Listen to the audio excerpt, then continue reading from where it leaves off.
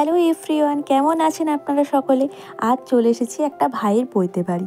এই ভাইটা হচ্ছে আমাদের ফার্স্ট নেবার, জানেন, একই দেয়ালে লাগোয়া আমাদের বাড়ি। লাস্ট পৈতের অনুষ্ঠান অ্যাটেন্ড করেছিলাম আমার মেজো মাসিমণির ছেলে, অর্থাৎ আমার দাদার পৈতে।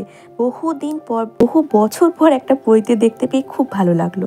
এই যে হোমের আগুনটা দেখেছেন, এটা কিন্তু যতক্ষণ না উপনয়ন শেষ হবে নেভানো যাবে না।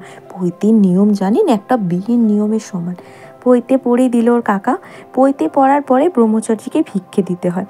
অখণ্ডিত ফল, মিষ্টান্ন, জামা কাপড়, চাল সমস্ত কিছু ভক্তি ভরে মন্ত্র উচ্চারণের সঙ্গে সঙ্গে নিয়ম করে ভিক্ষে দিতে হয়। ভিক্ষে দেওয়ার পরে কিন্তু ব্রহ্মচারীর পা ধরে প্রণাম করতে হয়। এই সময় ওদের পায়ে হাত দেওয়া, সন্ন্যাসীর পায়ে হাত দেওয়ার মতো পুণ্য অর্জন করা যায়, জানেন। তাই ভিক্ষে দেওয়ার পরে তাকে সকলে প্রণাম করে।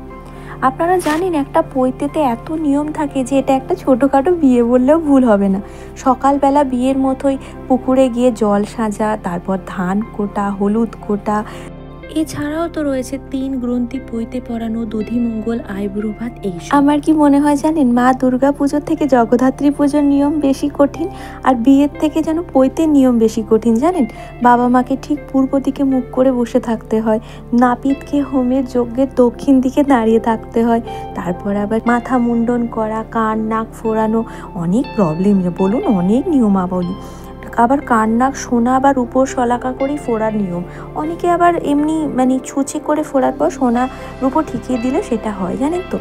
দাদার পৈতে দেখেছিলাম তো অনেক নিয়ম আছে পৈতের, একটা যজ্ঞের মতো। দারুণ লাগে আমার এই হোম, যজ্ঞ, পৈতে এইসব অনুষ্ঠান দেখতে। চলুন আস্তে আস্তে খাবার জায়গায় চলে এসেছি। যেহেতু আমি মাছের কোনো আইটেম খাই না, তাই আপনাদের আগেই মেনুটা আমি দেখিয়ে দিয়েছি। বাঙালিদের ঘরে সকলেই মাছ খেতে ভালোবাসে, নানা রকমের মাছের উৎসব হয়েছিল, জানেন। যেহেতু আমি ফিশ খাই না, সেজন্য আপনাদের দেখাতে পারলাম না।